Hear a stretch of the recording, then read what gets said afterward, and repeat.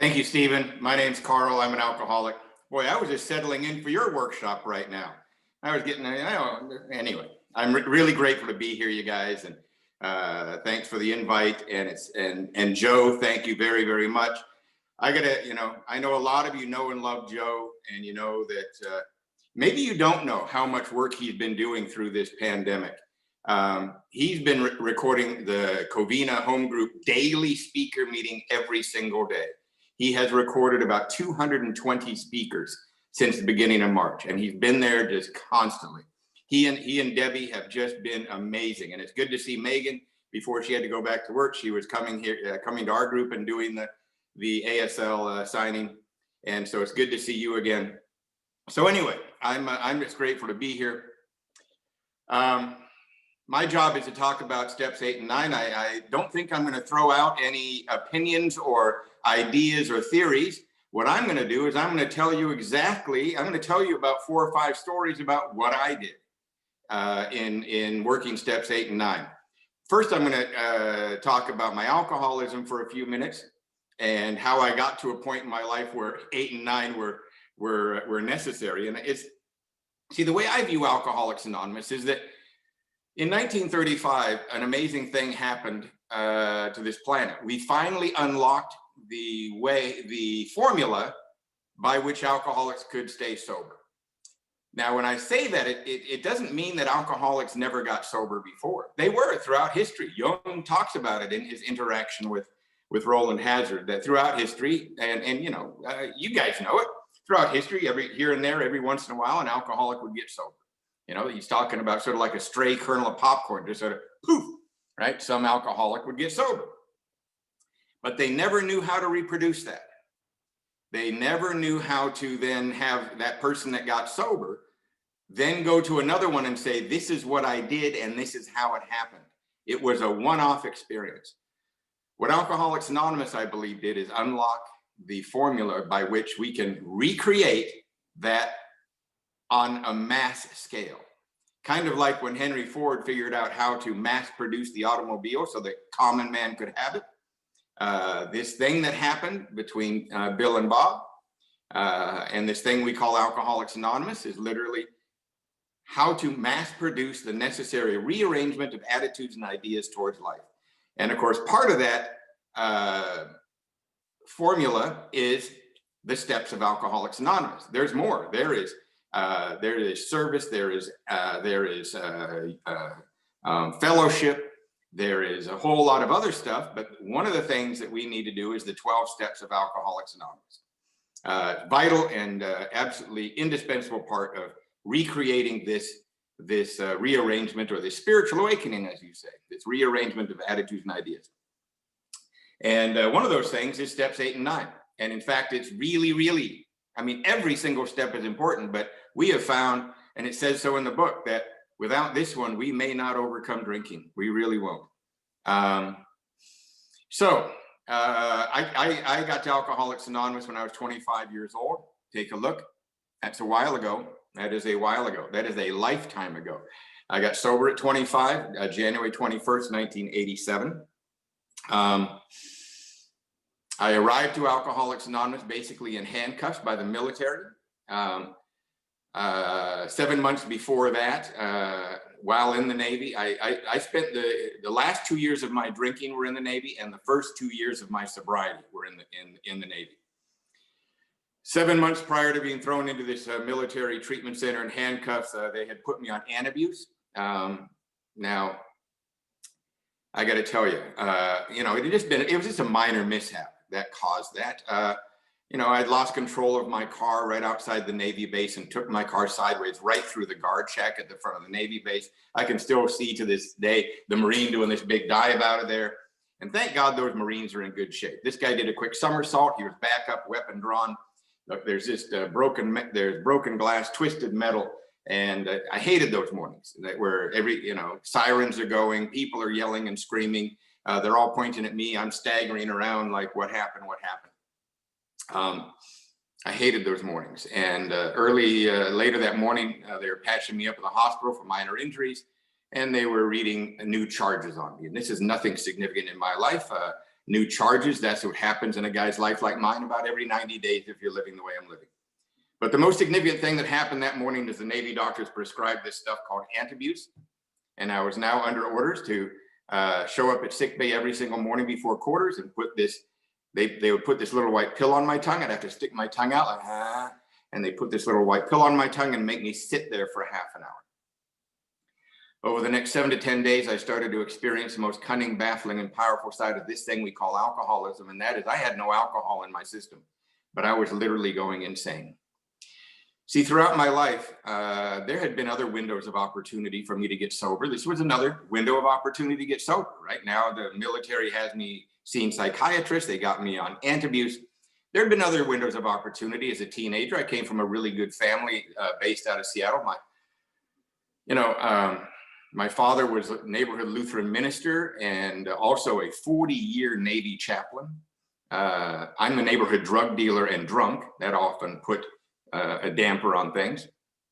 But at various points in my teenage years, there was windows of opportunity for sobriety. Another wrecked car, flunking out, being kicked out of school, flunking out of college, winding up in the hospital, getting arrested, all those things that a drunken, stoned teenager have. I'm from the type of family where at least every 18 months I would come home and the family would be sitting around.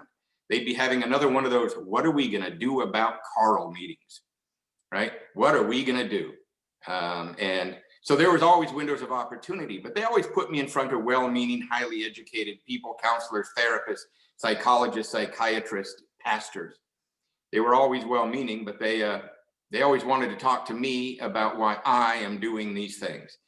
Why are you doing these things, Karl? And now I'm on the, and if I would have had the vocabulary I have now, I would have said something like this. When they asked me, why do you do these things? I would have said, I know it looks like the price for my drinking is getting high, and you can't understand why I'm willing to pay that price. I know, I get it. I understand. But I would have followed up with this. However, if you knew how I felt when I wasn't drinking, you wouldn't be asking me why I drink. See, and that's the definition of my alcoholism. I cannot drink successfully, and I cannot not drink successfully. I'm damned if I do, and I'm damned if I don't.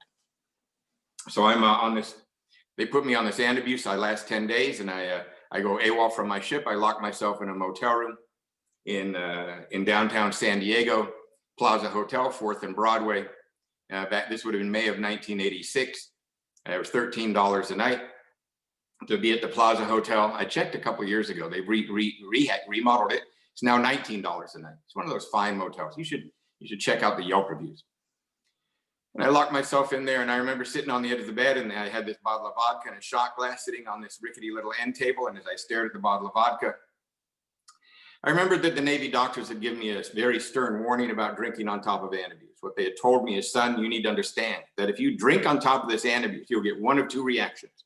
One reaction is you will get violently ill. The other reaction is you might die. I remember looking at the bottle and I thought, well, I wonder which reaction I'm going to get.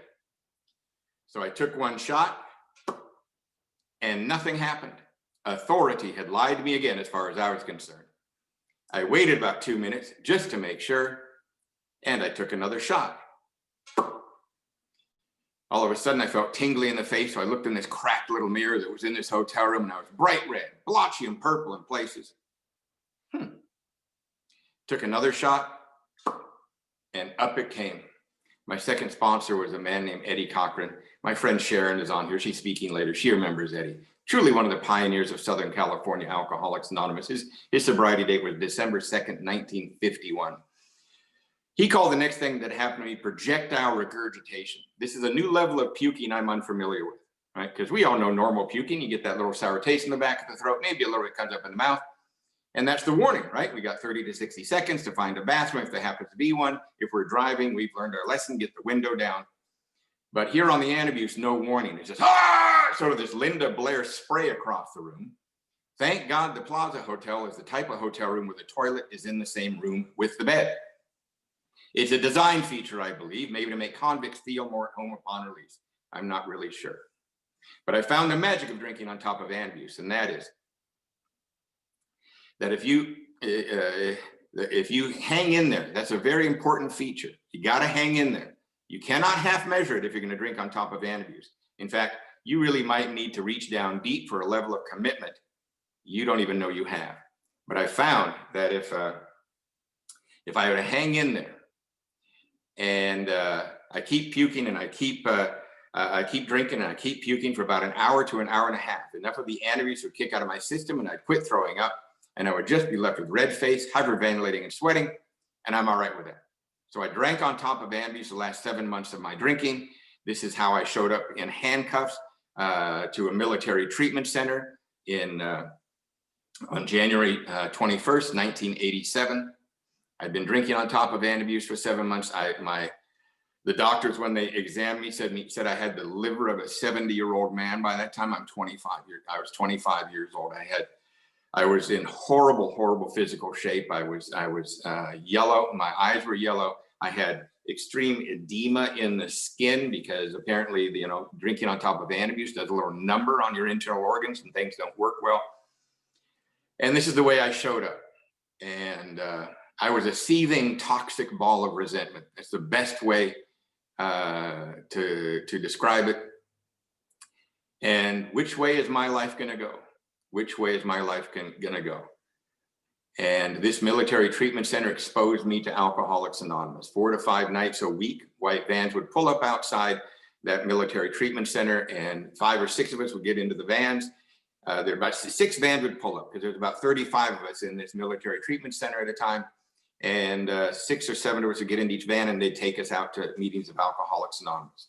And I was brought in front of you people. And for the very first time in my life, when there was a window of opportunity, I was not put in front of well-meaning, highly educated people. I was put in front of you guys, right? And you did not want to talk to me about me. You seem to incessantly talk about yourselves. But there was something in the way that you talked about yourself that was magical to me. For the very first time in my life, I went, oh my God, they know. They know. They know.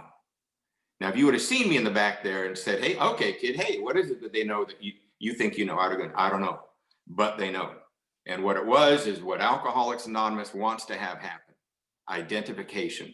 One alcoholic telling their story allowed another one to connect with them like they have never connected with another human being. And that's what happened to me. So, got out of that military treatment center. I got back to my ship, and the one other sober member of Alcoholics Anonymous was waiting for me. His name was Bob W. I was 25 years old. Now I guess I have 45 days of sobriety. And this other guy on my ship, Bob W., 23 years old, with 16 months of sobriety. He became my first sponsor. He hadn't sponsored anybody before. I was going to be his first one. His sponsor, who we called the old man. I kind of laugh at this now because he was a guy in San Diego, an old retired Navy guy, and he was in his late 50s with about 30 years of sobriety, which is me right now. I'm the old man, right? And he basically sponsored both of us knucklehead kids, right? We were taking direction from him, but Bob was technically my sponsor. This guy was my grand sponsor. And my first 2 years of sobriety, I was kind of a vagabond because I was in the Navy on a destroyer, and we were out at sea a lot. And whenever the ship pulled into a port, we would go find meetings. We would go to a payphone. If there's any kids that are 25 years or younger, older, younger, you might need to Google payphone. It'll be right next to pager.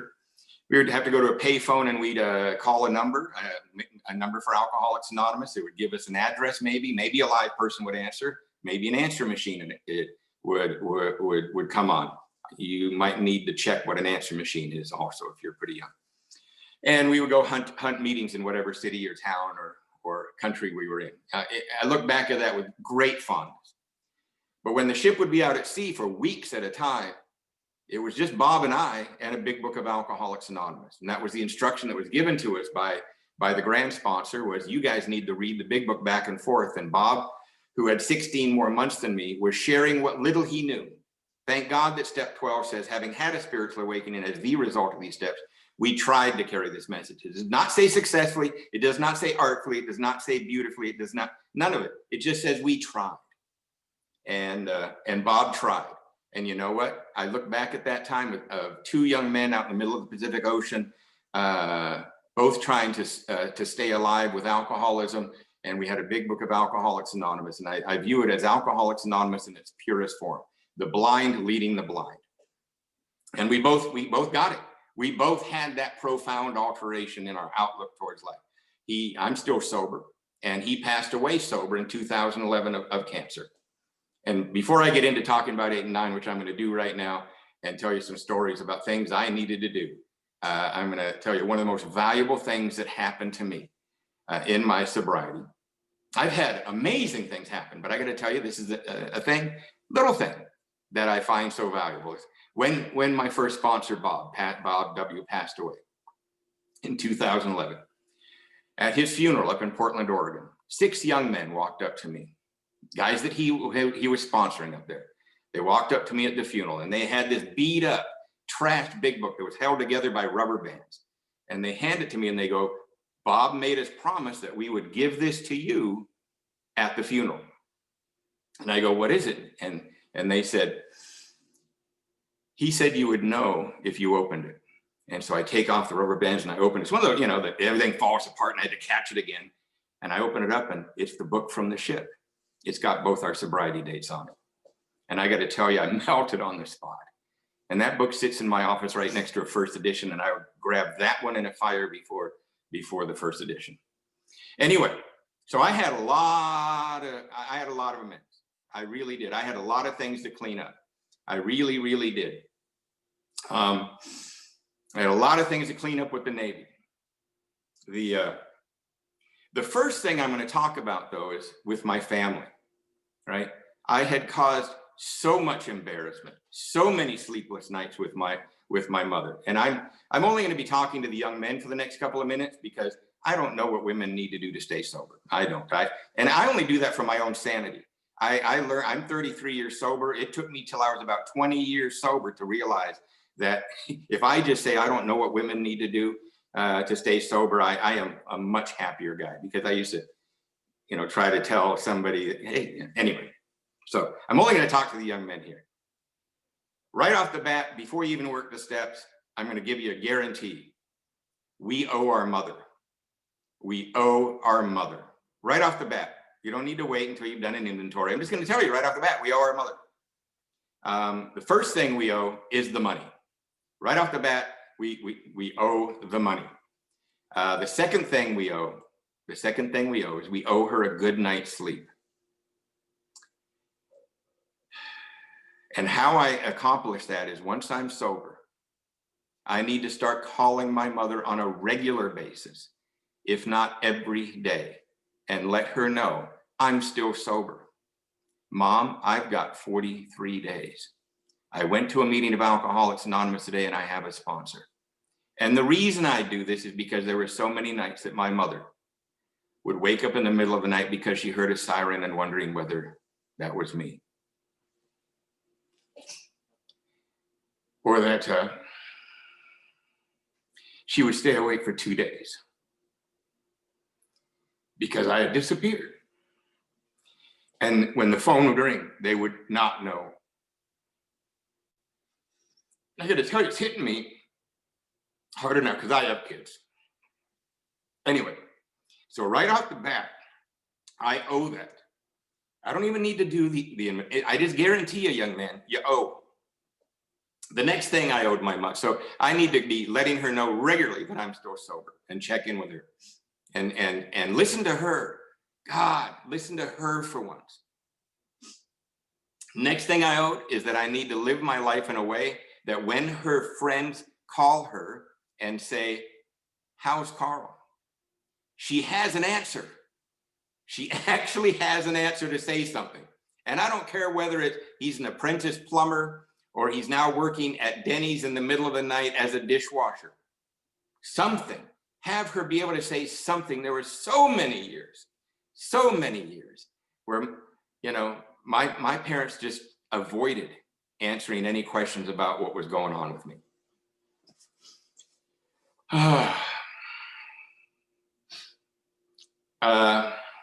There was another huge thing, and this was indirectly with my family. But, you know, I would love to tell you now, I just told you I got sober in the military, and I would love to be able to tell you that I just all of a sudden in my you know, in my drinking career, I thought, you know what, hey, I've been a real taker. I should go serve my country, get an education, and see the world. You know, I really wish that's why I joined the Navy, but that's not why I joined the Navy. I joined the Navy because a drug deal had gone very, very badly, right? I owed the wrong people a whole lot of money. And I mean, literally, it would, even today, that amount of money that I owed would really raise an eyebrow for me right now. And, you know, this is years later and I'm pretty financially stable. But, you know, this was this, I'll tell you, back in 1984, it was $15,000 I owed. And that was huge to me back then. And I had to bail out of town. So I thought 5 years in the Navy would be a good way to get out of town. Now, so I skipped town. But those guys that we owed the money to, and there were some other guys involved that were also involved in that. There's a lot of people involved in these things. They decided, remember I told you my father was a neighborhood Lutheran minister. They decided this is what they were going to do. Now I've already left town. They knew that a neighbor of a woman 3 doors down from my parents' house had a very, very large jewelry business in her basement. So these 3 young men got all dressed up in suits like I'm at today, shaved, got their hair back, and they went and knocked on that door. And they said, Pastor Morris sent us over because one of them said, I'm getting married.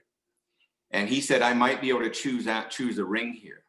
And she goes, oh, if Pastor Morris sent you, absolutely, come on in. Well, they tied her up and they stole everything. Now, of course, because my dad's name was used in it, of course, the investigation came to my parents' house, and they said, "Whoa, you know, hey, you know, our son's no angel, but he joined the Navy a while ago." So I was completely dropped out of the investigation. But every single person in here, sitting here, knows exactly how that happened and why that happened, because of the way I was living. That woman suffered at the hands of the way I was living as a repercussion. And that came up in my inventory, and, you know, in anger at those guys and fear of ever being found out that I was involved in that. And so I was about 11 and a half months sober, and I was going home to be on leave for a little while. And again, the old man, my first sponsor, my grand sponsor at the time, said, I think you should go talk to that lady. And I'm like, oh, what? Well, why don't you stop by and say hi and just sort of see. And all right. So now my parents didn't live in the same neighborhood anymore. They had moved. Their financial situation had changed. They had moved, and they had bought this big house up on Capitol Hill. And actually, by that time, my dad was actually designing his own dream house where he passed away in 1996. But I went and I knocked on that door. And I said, Mrs. Kiefer, I'm Karl Morris. And she goes, I know exactly who you are. And I said, you know, way back in 1984 when that happened, you know, my name was brought into it. And she goes, yeah, but you'd already joined the Navy. And I go, wait, hang on. That happened as a result of the way I was living. And I explained the situation to her. And then I said, like you're supposed to in AA, what is it that I can do to make this right? And she sat there for a second. She kind of folded her arms and she looked at me and she said, it's a funny thing, Karl. It's funny how life is. But I had that jewelry in my basement for a number of years, and I'd sold quite a bit of it already, but my husband still had it completely insured for the original amount. And I really got a really large insurance settlement on that. And, I started this different business that has completely transformed my life. I feel so fulfilled right now with what I do now. I've looked at that painful situation as like the catalyst to kick me into what I've been doing for the last 5 years. And I'm like, I was about ready to say, well, I'm glad I could be of service. I didn't, but I just stood there and I was like, and I did the follow-up thing. Are you sure there is nothing I need to do? And she said, you need to stay sober. Whatever you are doing right now, you need to keep doing. And Karl, if you take another drink, never step foot in this neighborhood again.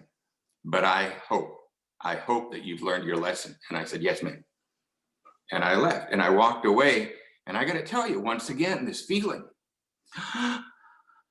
See, had I not done that, I would have today, if I'd been able to stay sober, I'd still have that lurking feeling in the back of my mind, knowing I had been part of that damage to that woman. When actually, there's a whole different story behind it. I also, this another immense story that happened on the same trip, my parents had spent a lot of money. They took me when I was 16. I was actually 15 when I got done with 9th grade there in Seattle. In an attempt, you see, my parents were, they tried to help me. They really did, but they always blame my problems on people, place, and things. Right? If we can get them away from that group of kids, we can get them out of that school.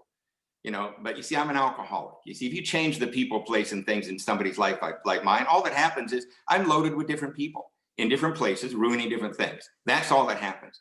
But one of their attempts was they took me out of the public school in 9th grade. And when I went into 10th grade, they moved me into the private school, a brand new private school in Seattle called University Preparatory Academy. Just the name makes you cringe, right? University Preparatory Academy. And what it was is about 11 teachers had left their jobs in the public school system with the dream of starting their own public school. And they used all of their own savings, and they started renting this little, the back Sunday school classrooms at a Jewish synagogue on the east side of Seattle. And they had started with, there was only 17 people in 10th grade, which were going to become the very first graduating class. I have to tell you that right now, you can Google it if you want. University Preparatory Academy is one of the largest, most prestigious private schools in Seattle now. But this was the very beginning of it. And I was supposed to be in the first graduating class.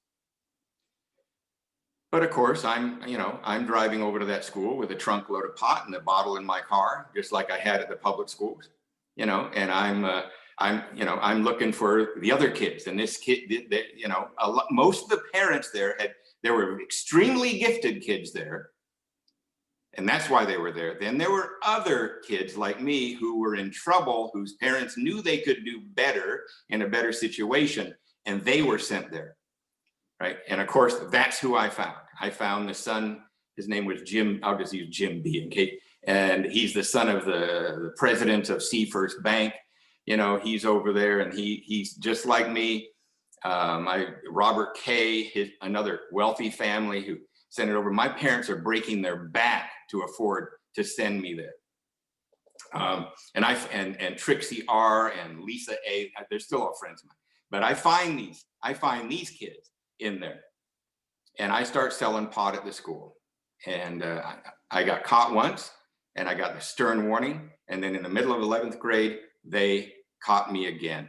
And this time they pulled me in and said, Karl, too many families have sent their kids here to get away from what you're doing. And we can't have this, and we cannot jeopardize the future of this school and have parents pull their kids out because they're now getting stoned here too. You gotta go. And so it was a huge shameful situation for my parents, for me, real struggle for some of those teachers who didn't want to do that, but knew they had to. Like, common welfare comes first, right? They were operating on traditions. The common welfare of this school and these kids comes first. Karl, you got to go. And I got to tell you, as that school became larger and more prestigious, it was always in the back of my mind, wow, I could have been part of the first graduating class of University Preparatory Academy. So I had this lurking, shameful thing going on. So it was another piece of direction. Go talk to the headmaster. He was still there. He was still there. He was getting close to retiring. His name was Roger Bass. And so on the same trip at 11 months sober back in Seattle, I go to see Roger and I get an appointment, and he seems to be very happy to hear from me. Yes, Karl, of course, love to hear from you.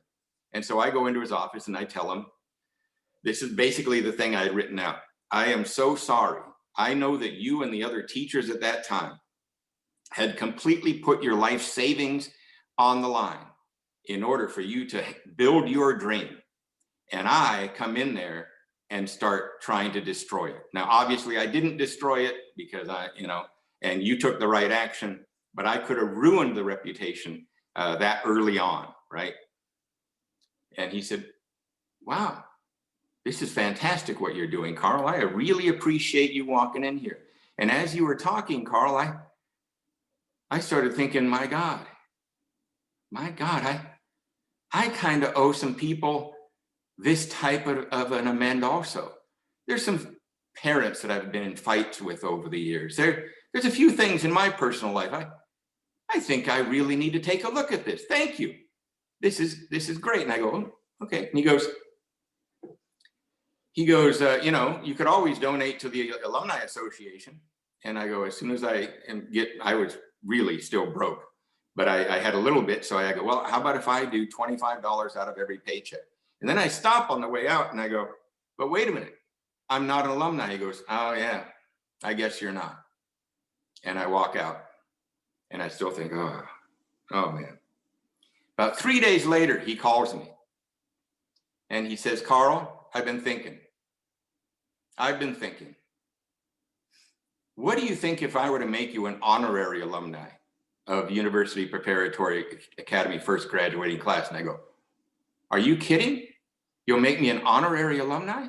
He goes, I think so. Let's do that. So I go, oh my God. And he goes, oh, that allows you to donate too, by the way. And I go, oh, all right. We're good. My God, yes, absolutely. I'm all for that. And I'm walking out, I feel like I'm floating on air. So now I'm an honorary alumni of University Preparatory Academy. But about 7 or 8 years later, some the students that were, I think they were 10th grade, 11th grade, maybe 10th or 11th, were given an assignment that they needed to go through the list of alumni and pick one out that seems to be doing something interesting that you can write a paper about. And so I got this phone call from a student and they said, hey, found out that you have this foundation that you started. And I go, yes, yeah. And it serves the community this way. And they go, yeah, I was reading about it. This is very interesting. I would like to write my paper on the foundation that you have. And I go, well, okay. And I didn't bring up that I'm only an honorary alumni, that I got kicked out and had to do all this. I left all that alone. And so this student wrote a paper. Now, by this time, the headmaster's gone. There's only 2 teachers left that were ever there. And after this student writes this paper, apparently the student wrote a great paper. I get a phone call from the Alumni Association saying, we would like to give you a Distinguished Alumni Award. I'm like, whoa, let me call you back. So I called the headmaster and I go, can I do this? He goes, go for it, do it. And so now I'm a distinguished alumni. So again, amends are just strange. Now, I'm going to move back into the Navy. I had some real important ones happening right there while I was in the Navy. I don't know if there's any other Navy men on here, but there's this thing called gun decking. It means fraudulently putting your signature to work that you were supposed to do, right? It's somewhat of a common thing. That's why they even have a term for it, gun decking. It means, you see, there's these this planned maintenance systems. It's these cards you have to go in central control on the destroyer. I would have to go and I'd pull this card. My name is attached to certain work that needs to be done every single week, every single quarter, every single semester, every 6 months, And every year there is the, there's the daily, the weekly, the quarterly, right, of these maintenance things that I am responsible for. My name is attached. I have to take this card. I need to go follow the instructions on that card. I'm an electrician in the Navy. I'm scared of electricity. That makes it kind of difficult, but right. So now I'm sober, and I talked with my first sponsor, and I go, there's so much stuff. You see, I would come back to the ship after being gone on a 3-day drunk, and I'd be so sick. Literally, I would be in this day and age, they put me into a detox, right? But I would be sleeping. I'd have to sleep it off for at least a day and a half. And what I would do is I would go grab that card, and I'd go to whatever part of the ship, and I'd go hide and sleep, and I'd be sleeping off this drunk. And I'd come back and I'd sign my name to work that wasn't done. So there's all these electrical panels, right? And switchboards and circuits that haven't been properly maintained in months. So you can imagine, now we're a destroyer, we're out there hunting Russian submarines at the peak of the Cold War, right? And you can imagine if there would have been some sort of international incident, and of course the captain says, raise the weapons, and of course they, fire control decides, okay, raise the weapons, right? Switchboard goes down. Karl Morris is drunk. He didn't do the work that he signed his name, right? So a little bit dramatic, but the West Coast was at stake. It really, if you want to look at on the big picture, it literally was, if you go and sign your name to work that hasn't been done, it can literally cost the lives of other men. And so I've got what feels to me like 10 years worth of work that I haven't done that I've put my name to. And I bring that to my first sponsor and his sponsor, and they say, you got to do it. You got to go back over the last 18 months, and you have to go one at a time. After you get home from the meeting, when the ship's in port, you need to go and spend an extra 2 or 3 hours each night in the middle of the night going to check on that work. So I would, when we were in port, I'd be out at meetings, I'd come back, I would spend from 10:30 till 1:30 in the morning going back and checking all of that work and double checking to make sure to get stuff done.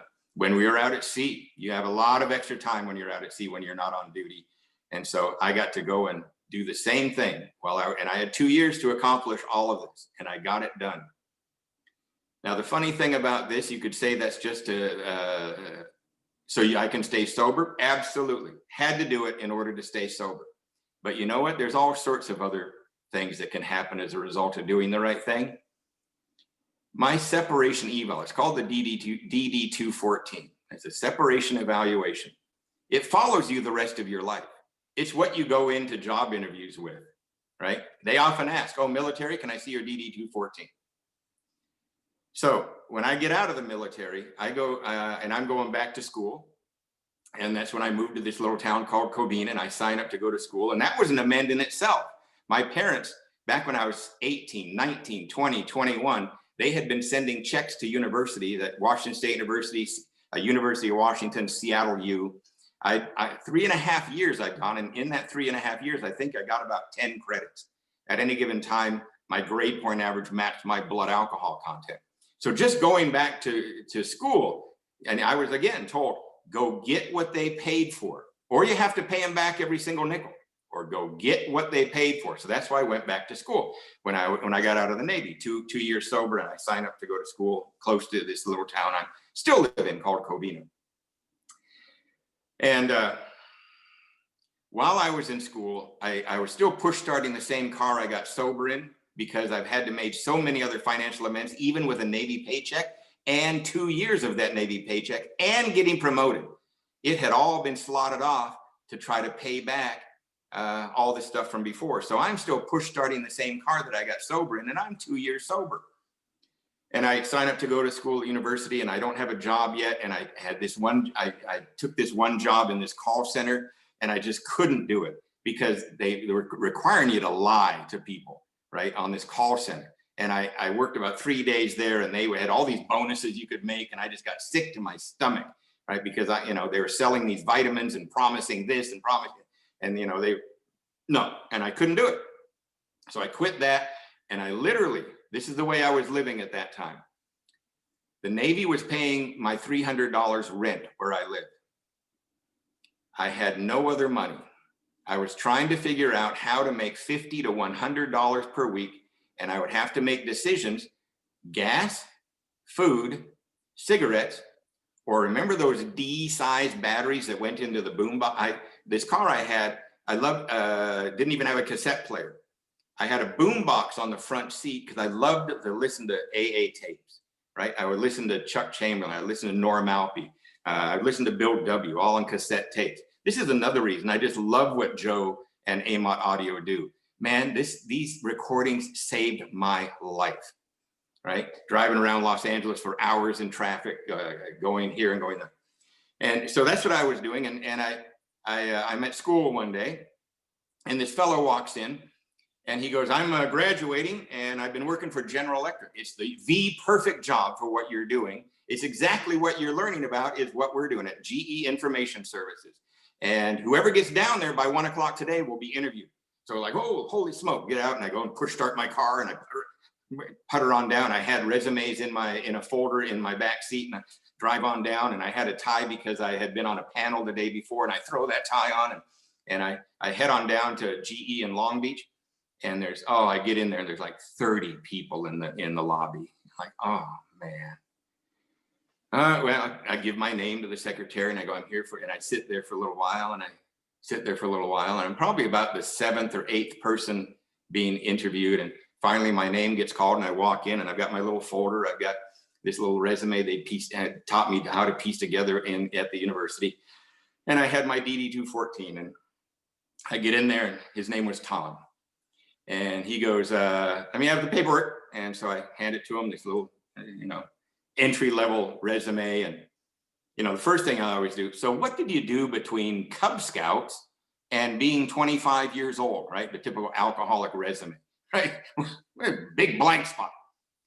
But there's the DD-214, and he looked up and he goes, oh, Navy man, huh? And I go, yes, sir. And he looks at it, and he reads the DD-214, and this is what my separation evaluation said. Remember, I just told you I'd be climbing up in the middle of the night to go work. I've got a completely separate chain of command by the time I get out. And my separation eval says, Petty Officer Morris did an amazing amount of extra work in the last 2 years. We would find him late at night doing work that he didn't need to do, way up, just double checking his work. Such a conscientious petty officer. And I'm like, what? So I'm at this interview, and Tom is reading that, and I'm at that office at General Electric, and Tom looks up at me and he goes, that's quite a DD-214 you got there. And I go, yes, sir. He pushes the button on the telephone on his desk, and he tells his secretary, tell everybody else to go home. We found our man. It's like, whoa. And again, I got to tell you, 2 years before that, when my first sponsor was saying, you got to do this stuff. And I'd say, why do I have? Because you have to stay sober. He didn't say, because you never know, 3 years from now, you might be sitting in an office of General Electric, and your DD-214 will get you that job, right? These things are just, it's amazing how this works. But I got to tell you, there's some amends that they're saying certain things that you can't make up. You can't make up for. I mean, I'll tell you one when I was 18 years old, and I don't know how to make up for this. I have no idea how to make up for this, other than when asked, I do what's asked of me in Alcoholics Anonymous. Remember, I told you I'm a pot salesman, right? Seattle is separate. If you've ever been to Seattle, there are 2 bridges that connect Seattle with the east side, Bellevue and Kirkland and Mercer Island. One is the I-90 bridge, one is the 520 bridge. And I'm on my way back at 4 in the morning in a throwaway car. I'm sure a lot of you know about the throwaway car. This is a car that's worth about $200 because you're doing the stuff that you might need to leave the car and run. and it's not registered to anybody. It's only worth about 200.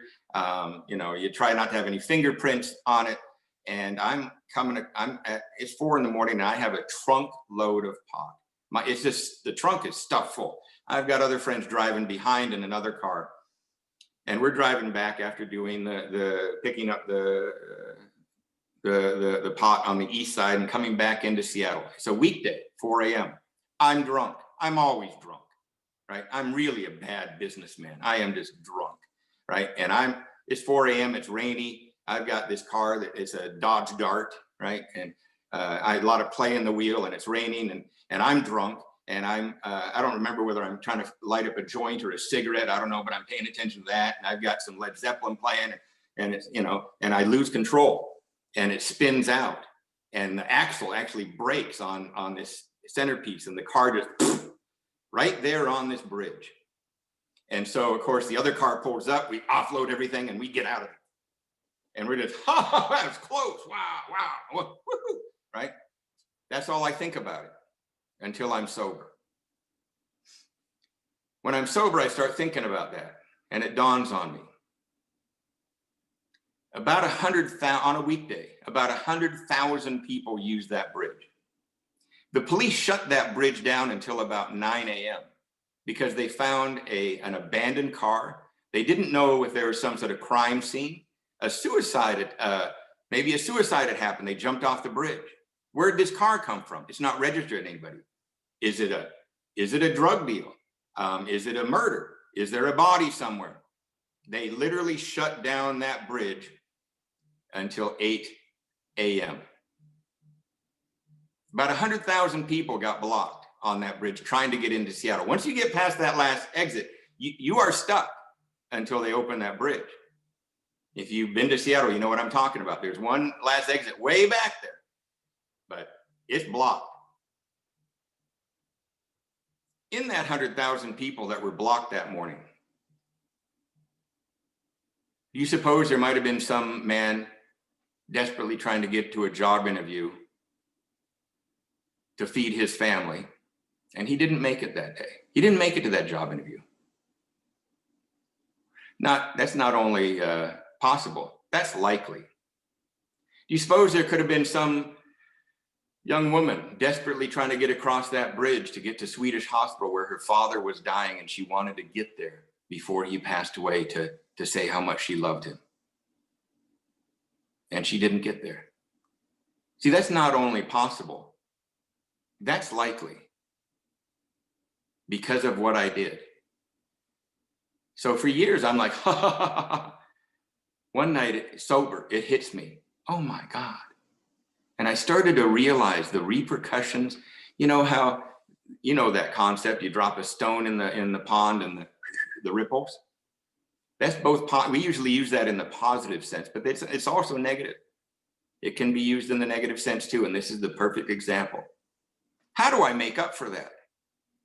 I don't know how to find, you know, and how would I ever make up for that? There's some things that you can't make up for. And that's why Alcoholics Anonymous so brilliantly, kind of just in the way our society is set up, is that we say yes. We say yes. We are asked to design our lives to serve. Because if we weren't asked to design our lives to serve, anybody with a conscience and understood this stuff that we can't make up might go mad. But when you are told by Alcoholics Anonymous, we set up our lives to serve. That's what we do. And the other stuff is not that important. In between designing your life to serve, you can probably have a fantastic time and see the world. You can have a host of friends. You can laugh all the way, but son, design your life to serve. And it's because of stuff like that. See, I don't know where, you know, the scales of, you know, there's always that scale of karma. And I don't know where I am. I don't know. But I do know that I say yes. I do know that I have, kicking and fighting, wound up with a life that has been designed to serve. In between meetings, my life is designed to serve. And again, kicking and screaming, I didn't mean to do what I do in between meetings, but I do. And I've been doing it for 26 years. And I got to tell you that this is all a result of the steps of Alcoholics Anonymous, specifically not balking at 8 and 9. And with that, I think I'm going to close it. And thank you very much for allowing me to share.